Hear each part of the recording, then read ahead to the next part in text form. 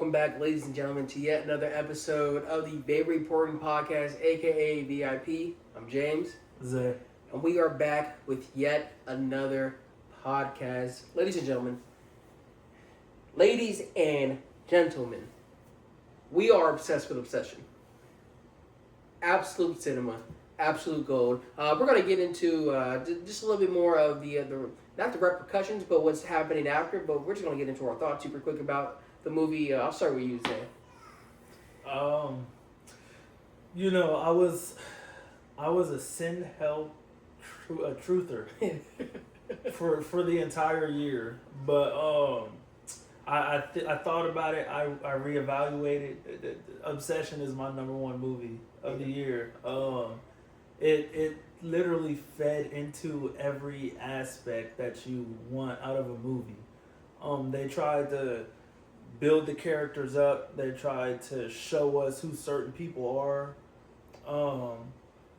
You felt bad for people. There was also like false remorse for certain people that later on got flipped.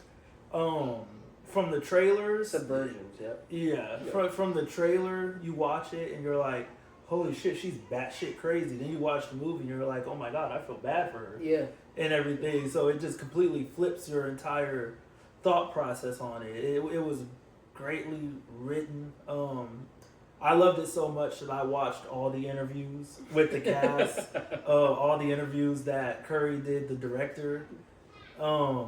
It's cinema for me. It was great. I give it a 10 out of 10. Definitely my number one movie of the year. Yeah, and I second your feelings too. This, Project Hail Mary will always have my heart, and for the longest time, Send Help was like my definitive number 2. And after watching this, it just, not an outer body experience, but it just, I left that movie feeling tense. I just dreaded just like every feeling because I didn't know what was going to happen. But it's because the film is just so gripping. And it makes you feel all these emotions. You come out with even more questions, just pondering. Mm-hmm. And it's not even, of course, it's about the movie too, but also just like different situations and different thematics that the movie was touching on. Like Bears, fuck Bear. Fuck Bear. All my niggas hate Bear. Nikki, we feel sorry for you. And yeah, the characters were just written well.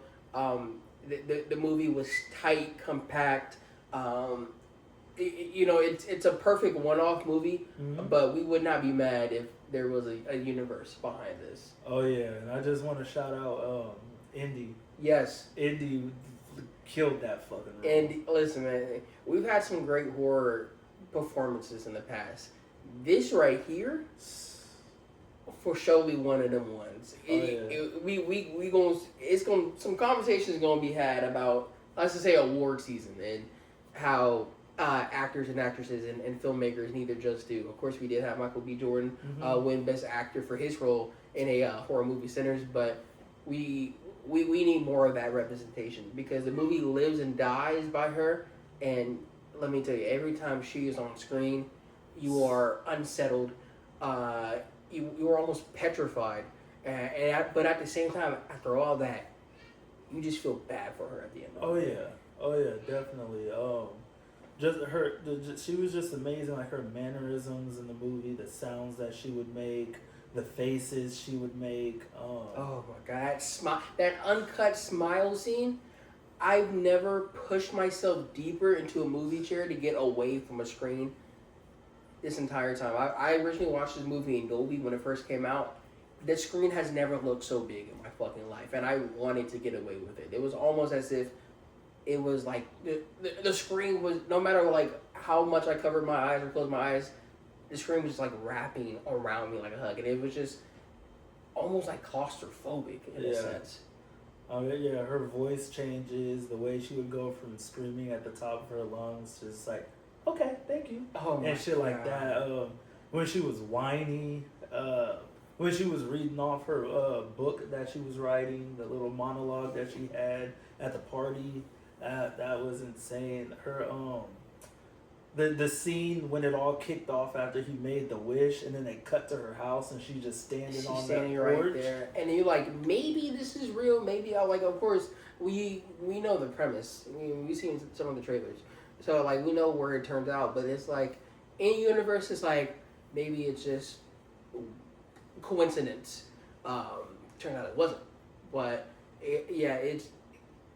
the movie's just amazing. And I also want to shout out Michael Johnston too, who played Bear, just a despicable protagonist, absolutely slimy, ratty, just like the worst of the nice guys, if that makes sense. And he's not a nice guy. He's just he lacks confidence, and confidence is the only thing keeping him from becoming a full-on degenerate, at least outwardly showing.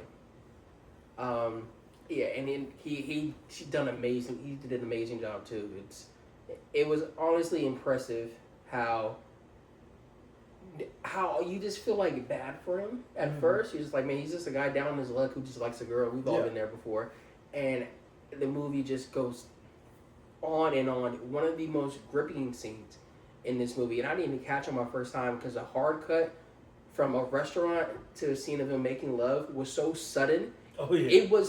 It was a jump scare in its own right, and I had to rewatch the movie again because I didn't really fully comprehend it. I was like, oh my god, like what the hell?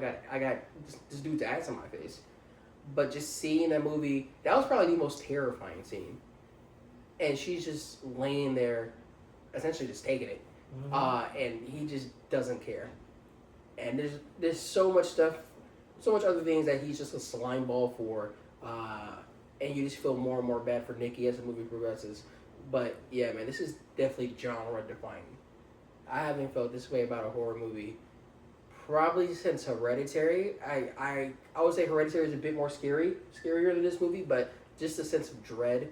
And yeah, man, go watch Obsession. I mean, my biggest heart, I just want to get this out too, my biggest heart draw scene was when she was like, I was never with you, Bear. Oh, and that's like her trying to tell him like, it was never me this whole time. Like you think you're happy that we're together and stuff like that, but this whole time it's been this entity with you. It was never me. And she's trying to tell him like, please take me out my misery. Like this movie reminds me of a cult classic, like something along the lines of Carrie and stuff, like movies like that. Like something that's just a one-off amazing movie. Yeah, and that as soon as like the real Nikki reached out, was able to finally talk, and the only time in the movie after she got possessed in a way, his response to "I've never been with you" is, and please kill me, I've never been with you, is Bear's response is, and what's so bad about being with me? When I tell you, my jaw dropped. I didn't know someone had the audacity. Yeah. Watch Obsession. But we're gonna carry on now. Obsession. We are obsessed with it, and so are audiences and critics. Obsession has gotten a 96% critic score, 94% audience score on Rotten Tomatoes. The audience and the critics pretty much agree. The movie like that for real.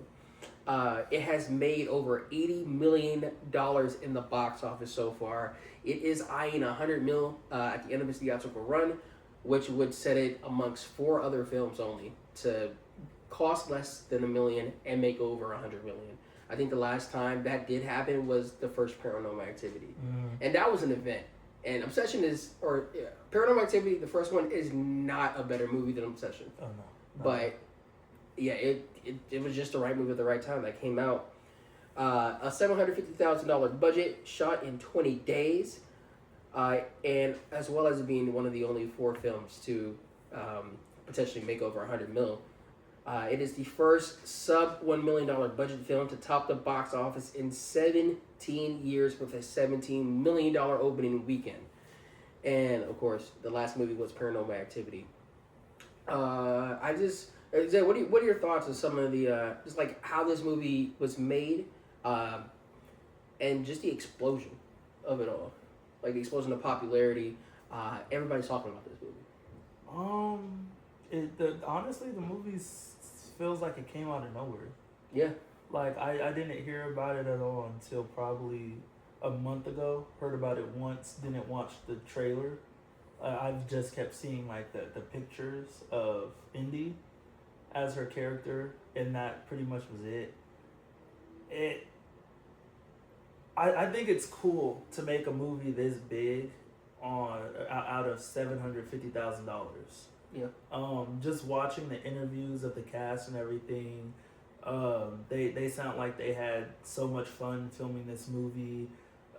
Curry Barker had them watch movies like team bonding type things, so they can get closer as a group, and actually that friendship feeling is actually there. I think this is definitely going to change the horror genre, or it could change film, to be honest. Like, it could have an impact on how people make their films, how much money you spend on films. You see, you can make something as good without spending millions on millions and still make a profit. Like, it works.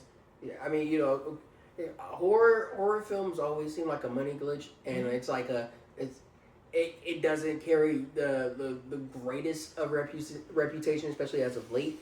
But yeah, it's just films like this. Another horror movie which was genre defying, and this movie has got a lot of comparisons to it, is Get Out. Oh yeah. Yeah, it's just some of the. It's when we talked about this in the previous podcast, but when you let creatives be creative, and we've even seen creatives on a restriction too, on a budget restriction, on an idea restriction, something like that. Magic does get made, and this is magical. I haven't seen this much buzz around a movie since Project Hail Mary, and that movie cost $200, however much less Project Hail Mary cost, and just to see it getting the same reaction, the same love, doing similar numbers in respect to their budgets. Yeah, man, it truly is special. Curry Barker, he has quite the career, and it's just crazy to find out that Curry was gonna sell the script for $1 million, and until Blumhouse came and offered 14. So he flipped $750,000. Was gonna make $1 million on that, so that's not that much of a profit. Yeah, and then you flip it to 14 mil, and they let you keep creative control to direct your movie and write your script how he wanted to. He directed it, edited, and wrote the movie. So that's great. And Curry does have an amazing career. I mean, he just wrapped up his film with he just wrapped up his new movie that's gonna come out next year with Bryce Dallas Howard and Aaron Paul. Yeah. And then A24 gave him the keys to Texas Chainsaw Massacre. So yeah, you know, we're gonna get into it as well. Blumhouse, you know, already shot Curry's follow-up movie, and A24 essentially gave the keys to Curry Barker for the Texas Chainsaw franchise, which is crazy just to think of one movie. Yeah. And like he's had other projects. He had the Milk and Cereal YouTube special, or like short film that got critically acclaimed, but it's really just like one movie changed your life, and it's something special just to see and witness it, and how it's just a movie is so good.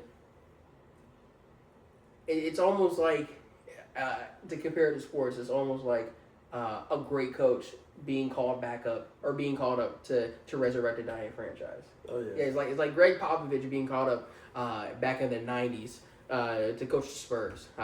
You just go from a genre or team that seen hard times, and you lead them up to dynasty levels. And just him being given the keys to that, it shows what great respect the industry already has for him. And it all came from a movie which cost less to make than the catering budget for Mandalorian and Grogu. The movie took tickets away from Star Wars. A movie that cost less than $1 million took seats away from Star Wars.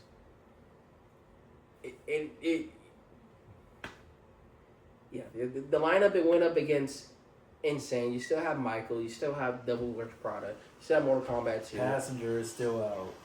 Passenger. I ain't gonna lie. It took Passenger shame. Passenger had the worst release window because you released in between Obsession and Backrooms. So yeah. It had a nice bit of marketing that got some flame to it, but as soon as more and more people started to see and talk about Obsession, Passenger became a passenger in the success. You're not in control, brother. You're not driving. But yeah, man, it's like a crazy movies released. We got I Love Boosters. I still gotta watch. Passengers, if you want to watch that, we were excited for it, but Obsession just took over our horror. Our horror repertoire, you still got so many movies to go see and watch. And Backrooms is coming, and you got Scary Movie after that, and then you got the summer releases. You have July. We're eating. Yeah, we're eating good. This is one of the best years for film. We're eating fucking good. But yeah, before we move on, is it really quick? Do you want to touch on anything you would like to see next in the Obsession universe? If there is going to be a spinoff or something? I don't want to see another movie because I feel like we don't need a movie. But the way Curry wrote the script to set up this universe, I think there's so much in it that can go on. And watching his interviews, he was asked about, after seeing the success of this movie or like how much people loved the script, is there anything he feel like he can do else? And he responded with saying that he's thought about a 10-episode show that touches on each episode a different person takes their wish, basically, and there's just different consequences. And he said he's been exploring that possibility. So hopefully we can say, if for some reason you ever watch this, please, we want that. I will tell you now. The streets need it. We need it. I was even talking to a friend. That's the second time I watched it, and he brought up a great idea, like having like the seven deadly sins, because this explore more of lust, even though it doesn't have any like religious themes. It'd just be like a cool concept. We've even talked about it before. Maybe like from a perspective of the person who got possessed by a wish. See where are they? How do they feel? Like what is it like to them? And even like a dark comedy, or even just a comedy of like a wish working out. Oh yeah. Because it's over. The wish worked out for almost everybody that we saw. Mm-hmm. It was just he just made the wrong wish. You have to word it correctly. Yeah, but just seeing, are you all right? You need to have better intentions. But I feel like starting, like if you did a 10-episode show, starting the show out with Nikki, the news report on the TV of like Nikki getting arrested, Mm-hmm. and then reporting like a crazy 3-person homicide and stuff, and just on the events that took place in the movie. But then when Bear went to the store, we did see a bunch of different things on that same shelf that the One Wish Willow was on, like the voodoo doll Mm-hmm. and stuff, and the magic eye and everything. I feel like that would also be cool to, like, if you could touch bases on that. Like other items? Yeah. But yeah, man. Just go watch Obsession, man. Just go watch Obsession. Moving on now. Sony plans on expanding their Spider-Verse. Can we release Beyond the Spider-Verse first, motherfuckers? Multiple Spider-Man projects are similar to Spider Noir are in the works. This includes a Beyond the Spider-Verse, of course, a Spider-Punk movie, which I'm down to see, a Spider-Gwen movie, and an animated Venom movie. So Zay, what are your thoughts or concerns about the Spider-Verse expanding from Sony? I think it's bad for business because like you have to. It's Sony at the end of the day. It's Sony Animation though. But and I get that. Yep. They've had some hits, but they're bad at staying consistent. I mean, you have to glue all the worlds together. If you're doing Venom, Spider-Man, Miles Morales, Spider-Punk, you have to keep everything in the universe together because they're all together. Now there's this spider society that they introduced to us. There's this, there's that, and just everything has to make sense. And I don't trust Sony to make things make sense. I technically every one of those spider projects are from a different universe, and Spider Noir isn't out. What's that, Cliff? Spider Noir isn't out yet, so we don't know how that, if it does tie into a greater universe, or is this set in its own universe. I wouldn't mind a project where we follow different versions of characters in their own universe.